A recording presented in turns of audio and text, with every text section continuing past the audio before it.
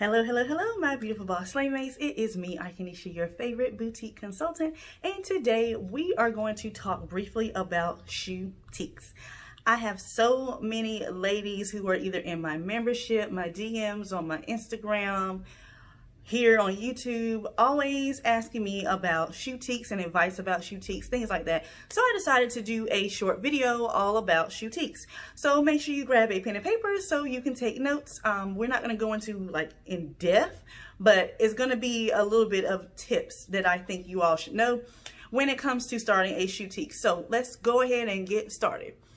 First things first, you need to save your money. If you are thinking about starting a Shoetique, you definitely need to save your money because it can get very expensive when you are just buying shoes, because you have to buy shoes by the case. Unlike clothes, you're buying clothes by the pack, and most clothes come in a pack of 6, sometimes 4, sometimes 8, which is kind of rare, and then you're paying for each piece in that pack. So for example, if you're buying maybe this blazer, for example, it could be $20 per piece, so 20 times 6 would give you $120.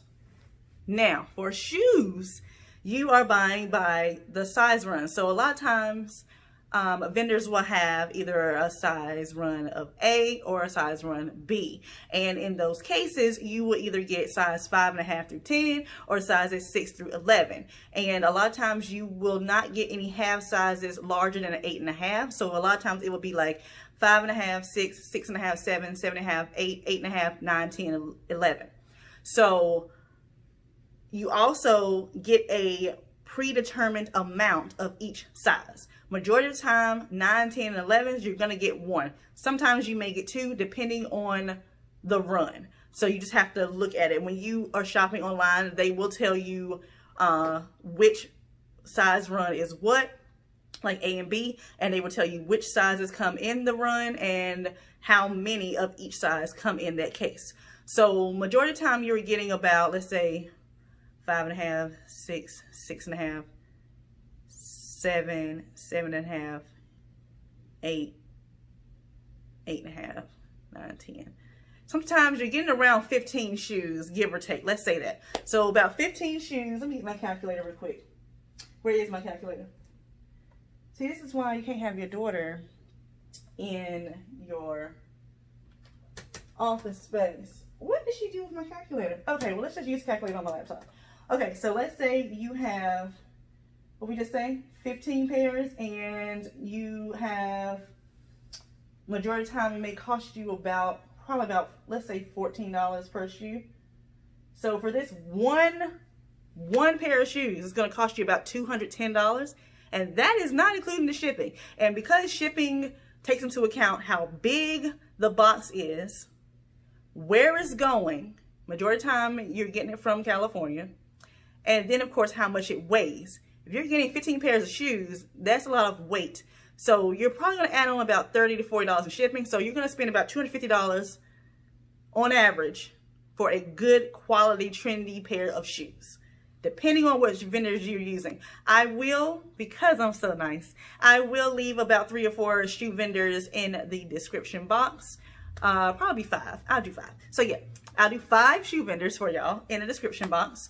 Some of them would be on Fashiongo or a marketplace, wholesale marketplace, or they may have their own site. I will let you know in the description box. So be sure to check in the description box for those vendors, okay? So yes, you have about 250 bucks. Let's get all that off. About 250 bucks for one pair. So once again, that can get costly. So you need to figure out, just like I've said to those of you who are starting actual boutiques with clothing, you need to figure out your budget, how many pairs of shoes you want to start off with. So figure out who your customer is, what they will be buying these shoes for, where they're going, that sort of thing. And figure out if you want to do like a kind of like a cute little collection or something, and determine how many pieces. So let's say, I would say maybe start off with 5 pairs of shoes and have them kind of relate to each other, look like the same person would wear them, and then go from there, because you don't want to spend a shit ton of money on all these different kinds of shoes and you don't know how to get rid of them, like I say all the time. Okay, so next, when it comes to shipping, as I just stated, shipping shoes can be expensive for you to receive them and for you to send them to your customer. Speaking from experience, I know, because you all know I used to sell shoes. I used to drop ship shoes, and then I actually used to sell them. So that is one thing that I did not like about selling shoes, was the expense of shipping, because it was kind of hard to gauge sometimes how much it would cost, because it takes into account the weight, the height and width of the package, as well as where it is going.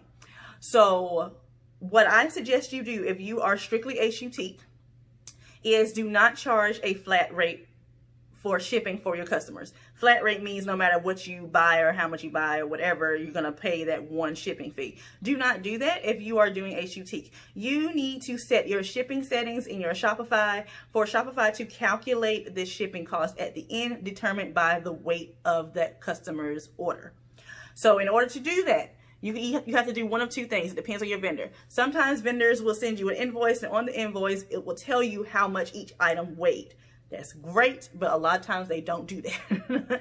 So you're going to need a scale, and you're going to need to weigh each shoe that you get in. Now, I don't mean weigh the same exact shoe. You know, that's going to be kind of crazy. But weigh it the way that you would be shipping it. So have it in the box and weigh it on your scale. And then put in the amount for the weight when you are adding your product to your website. That way, Shopify already knows how much it is going to weigh and how much it is going to charge that customer for shipping when they get to checkout. I also would make your free shipping threshold pretty high. So if you are selling shoes and you want to give your customers free shipping when they reach a certain amount, make it about $100 to $150, because shipping is going to cost you, and you do not want to come out of pocket when it comes to shipping, and you want to make sure you get it correct, so that way your customer doesn't come out of pocket when their items get delivered to them and you shorted them on the weight. You know what I'm saying? So make sure you have Shopify charged by weight at checkout, and you have to weigh every single one of your products that you get in, and add that in the description, in the settings.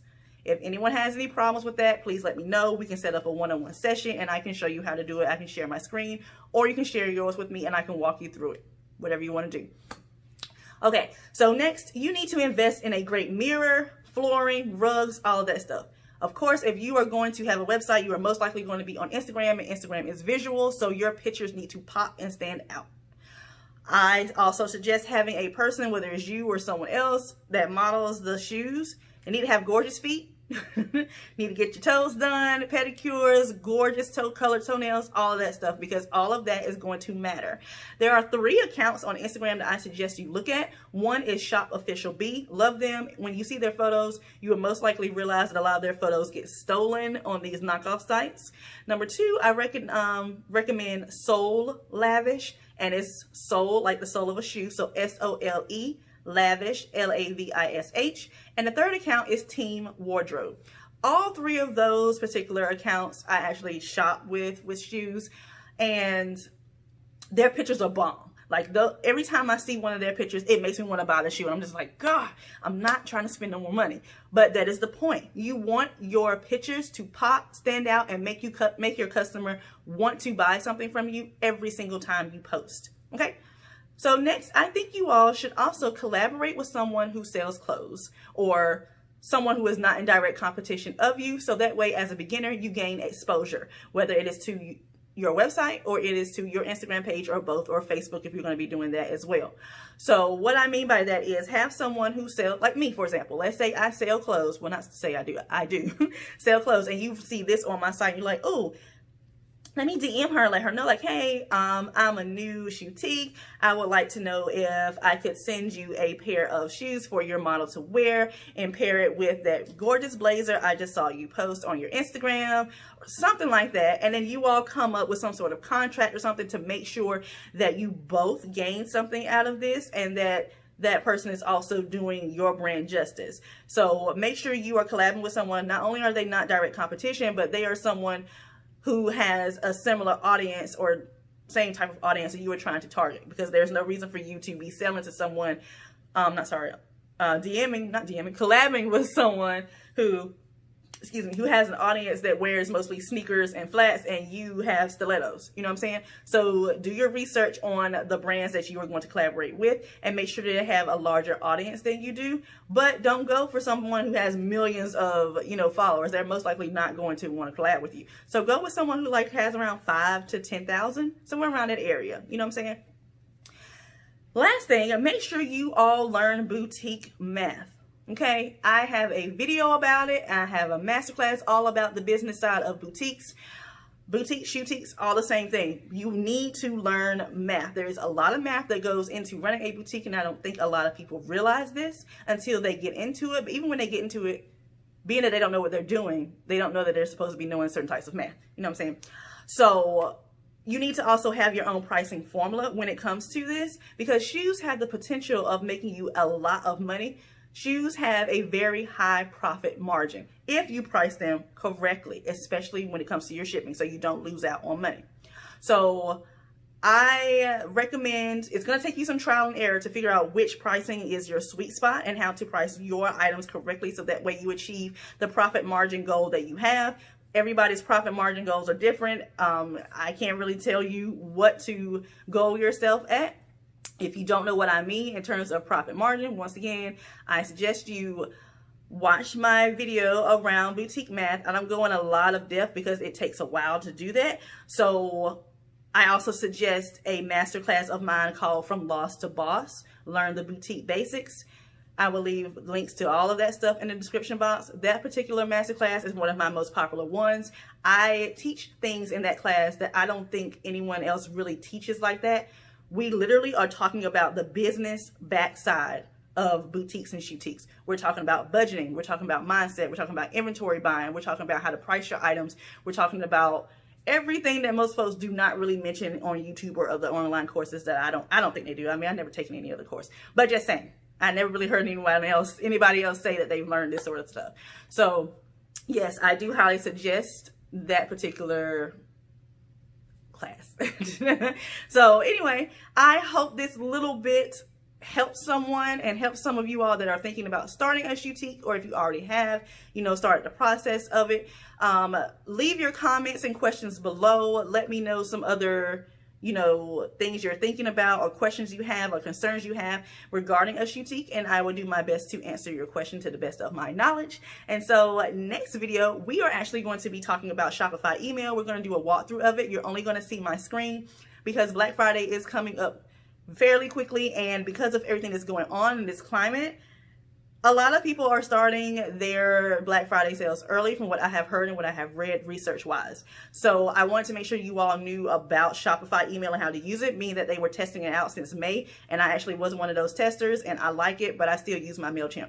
So make sure you like this video, share it, subscribe to the channel, turn on the notification bell so you know when I post that video all around Shopify email, and I will see you guys later. Bye.